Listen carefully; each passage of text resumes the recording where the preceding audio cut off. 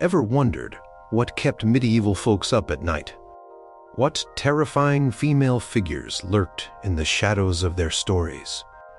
Number 8. Melusine, the serpent-tailed bride.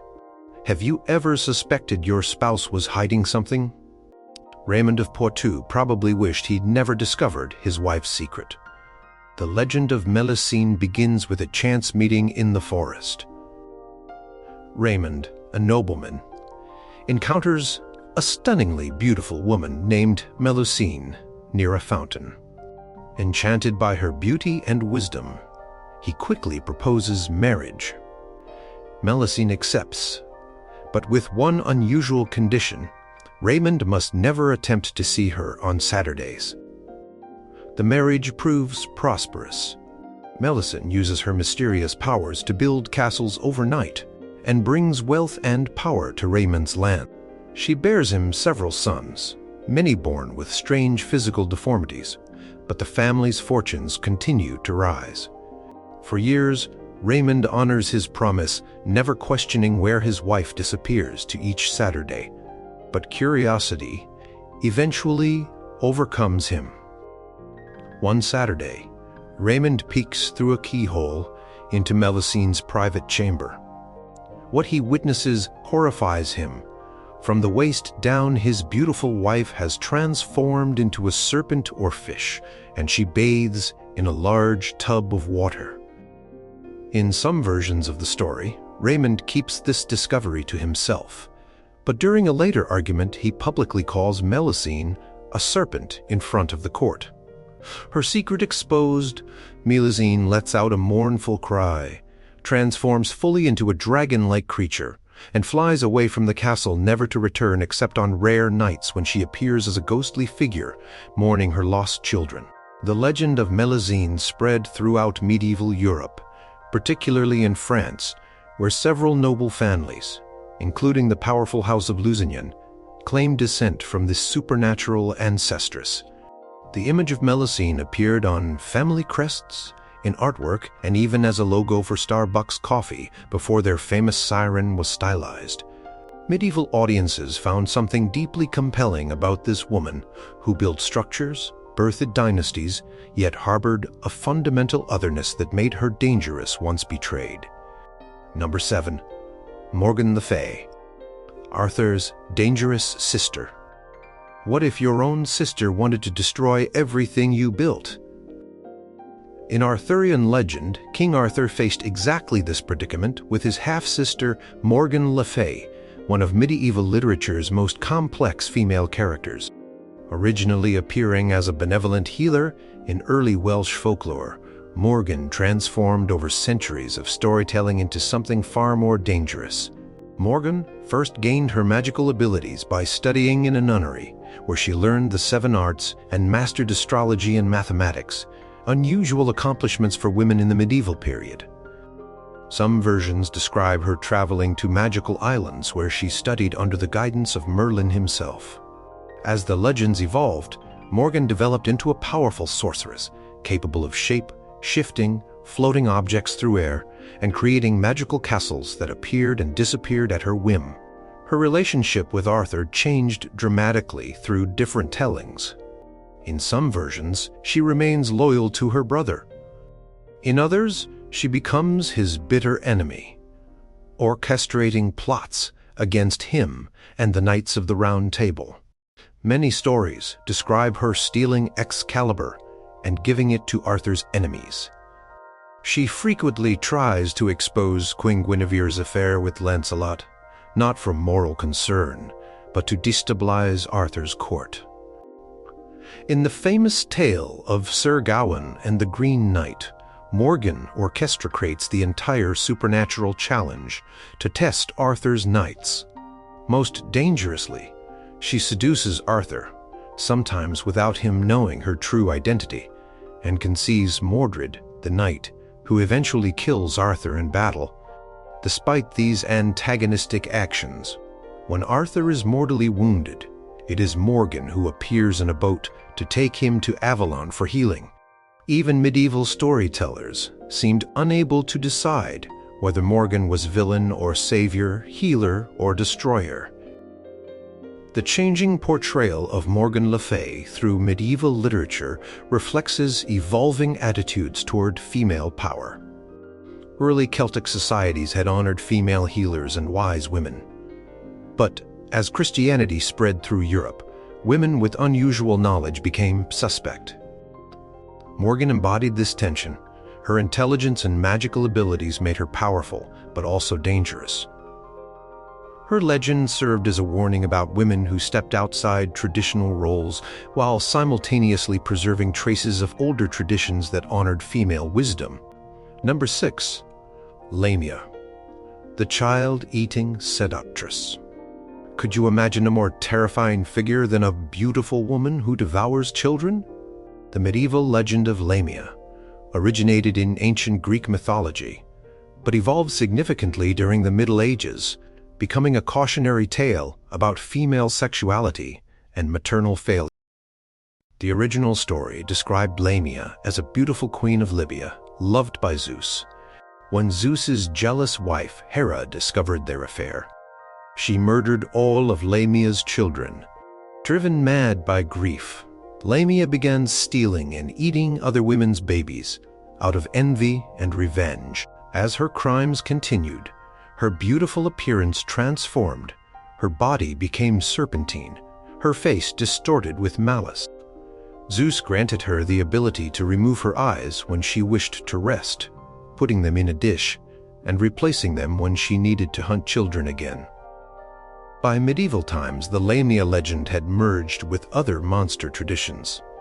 Lamia became not just one creature, but a class of demons who appeared as beautiful women to seduce young men. After luring them with their beauty, Lamias would feast on their flesh and blood.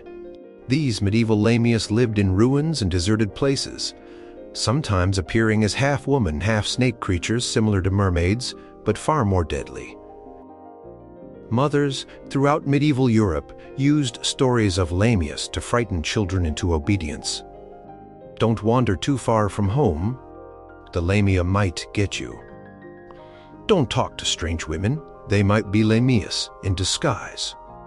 The creature represented anxieties about female sexuality and predatory behavior, inverting the natural maternal role from protector to destroyer. The Lamia legend also influenced medieval views on actual women. Women who were too beautiful, too independent, or too interested in children not their own might find themselves suspected of being Lamia-like. The legends reinforced strict gender roles by portraying female sexuality as potentially monstrous when not controlled by marriage and maternal duty. Number 5. Lady Godiva, naked truth on horseback. Would you ride naked through town to protest unjust taxes? Lady Godiva did, or at least that's what medieval legends claim. Unlike most women on this list, Godiva was a real historical figure, a wealthy Anglo-Saxon noblewoman who lived in Coventry, England during the 11th century. Records confirm she and her husband, Leofric, were major landowners who donated generously to religious establishments.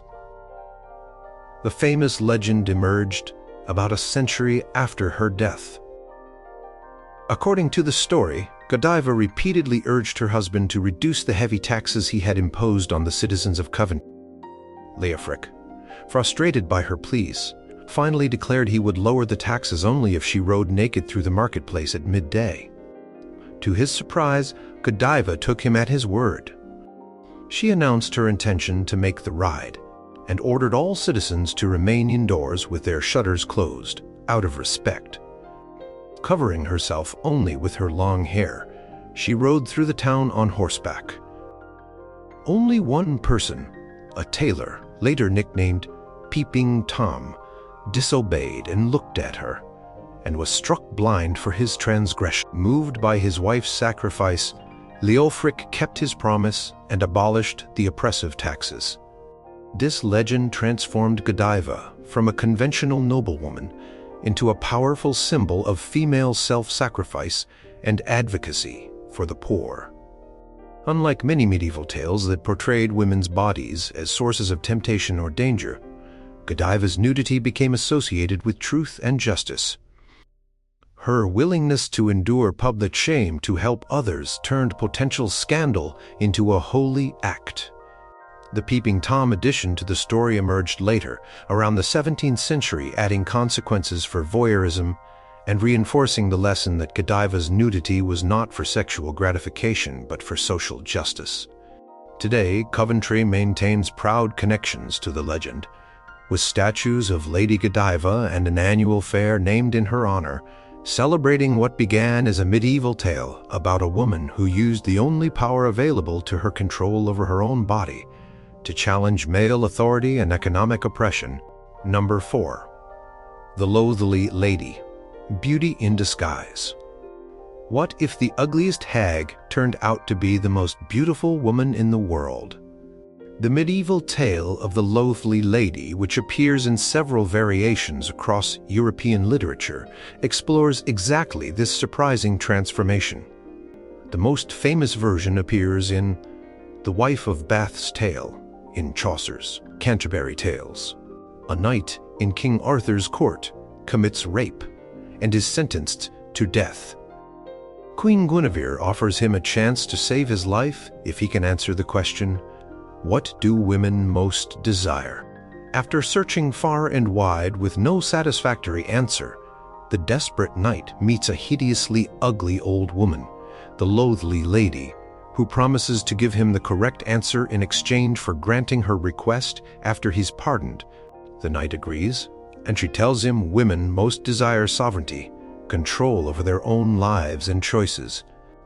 This answer satisfies the queen, and the knight is pardoned.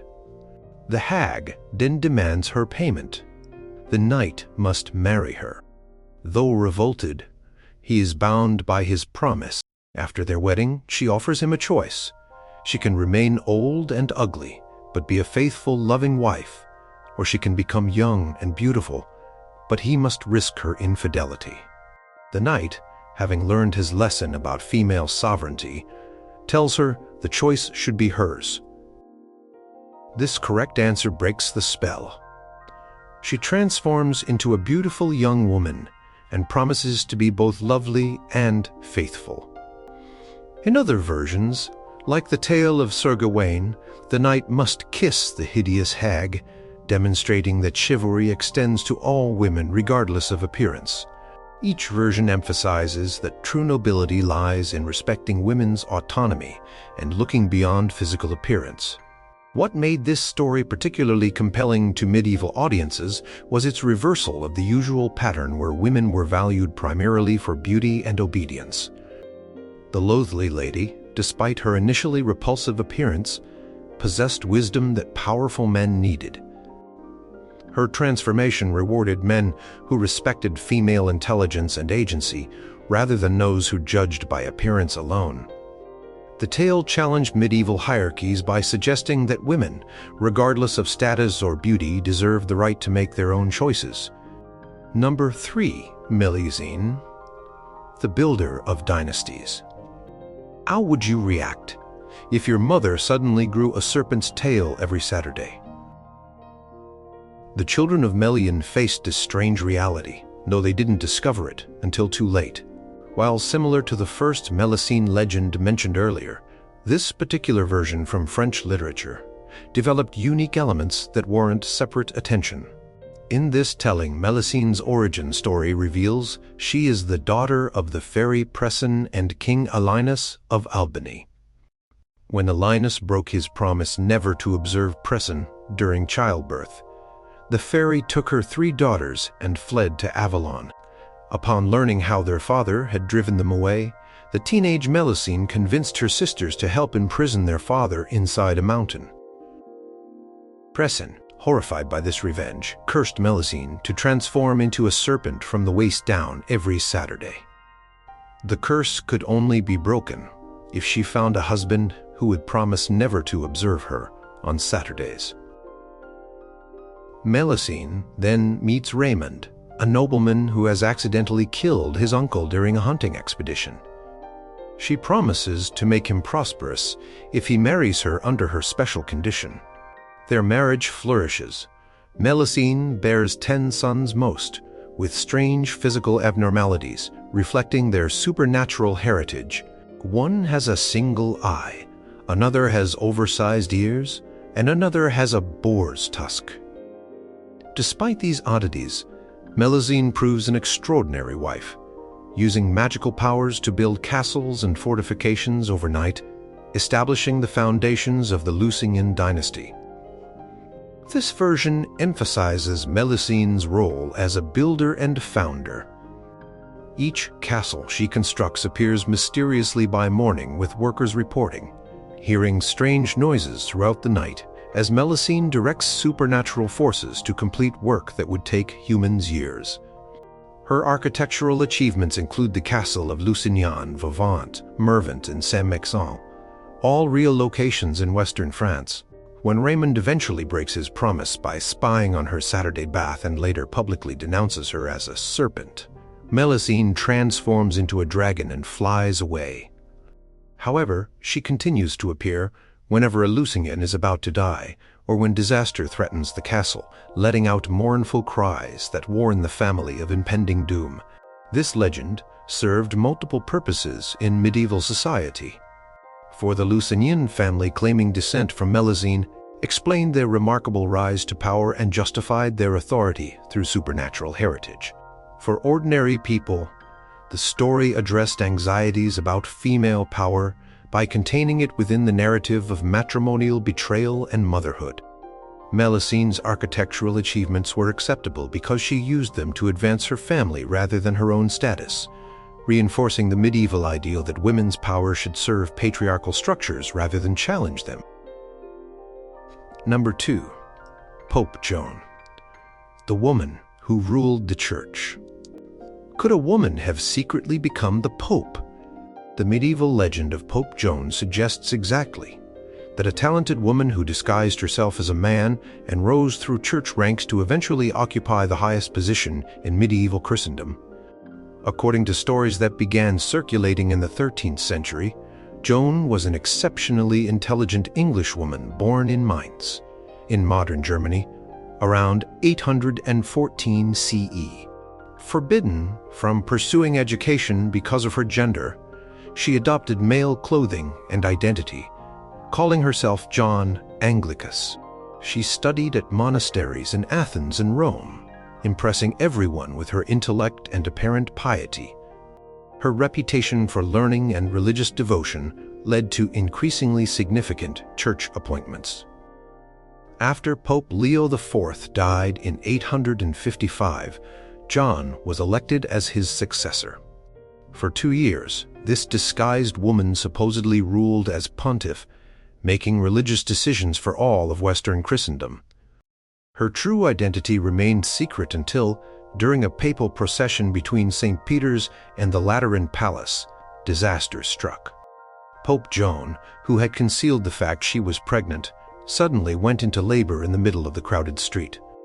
According to the legend, she died either during childbirth or was killed by the outraged crowd after her deception was revealed. The story claims that subsequent papal processions deliberately avoided the street where this scandal occurred.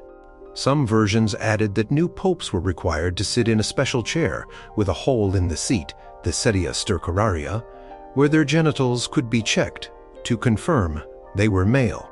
This chair actually existed, though it was more likely used in coronation rituals, symbolizing the Pope's humility rather than for anatomical verification. Historians today generally agree Pope Joan never existed. The papal histories show no gap where her reign could fit, and the earliest written accounts appear centuries after her supposed papacy. However, the legend itself reveals much about medieval attitudes. The story resonated during a period of increasing restrictions on women's participation in religious life.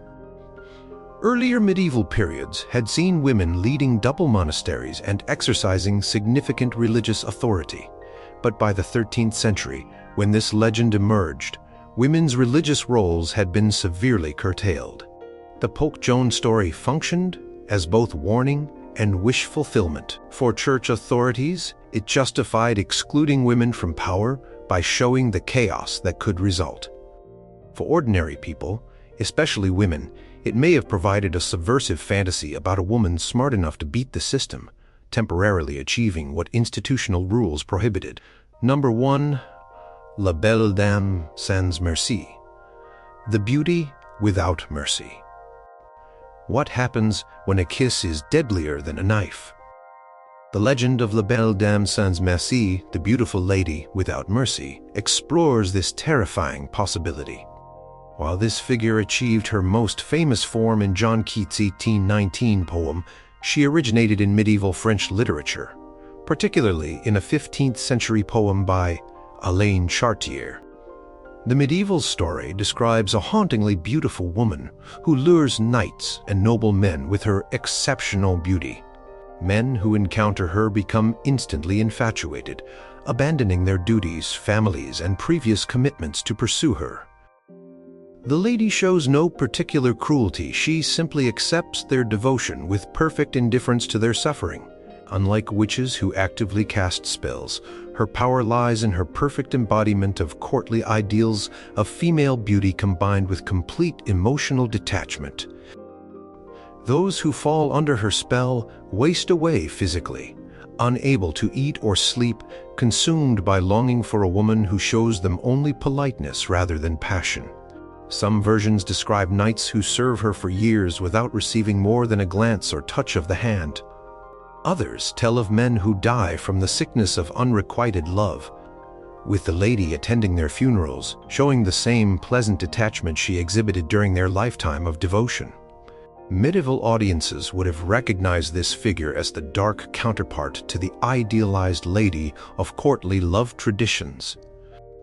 Courtly literature celebrated the ennobling effects of loving a virtuous, beautiful, and unattainable noblewoman. Such love was supposed to inspire knights to greater acts of courage and chivalry. La Belle Dame represented what happened when this system malfunctioned, when devotion to feminine beauty became destructive rather than inspiring. Medical texts from the period actually described lovesickness as a genuine physical ailment that could lead to death if untreated.